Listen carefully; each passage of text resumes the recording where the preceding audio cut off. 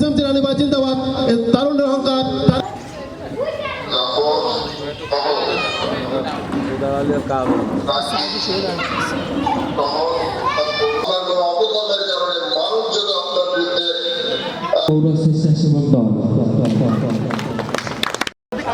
এই স্টেটের আমার বড় ভাই ছোট ভাই যারা আছেন সবাইকে আমার সংগ্রামী সালাম করে আমি শেষ করব। আমাদের বাংলাদেশের যার জন্ম না হলে বাংলাদেশের জন্ম হতো না, শহীদ রাষ্ট্রপতি জিয়াউর রহমান। এবং আমি আরেকজন ব্যক্তির কথা স্মরণ করছি, আমাদের প্রাণপ্রিয় নেতা এসএম জিলানী ভাই। আপনাদের কাছে প্রচুর সদস্য সচিব রুইপাড়া পৌর স্বেচ্ছাসেবক দল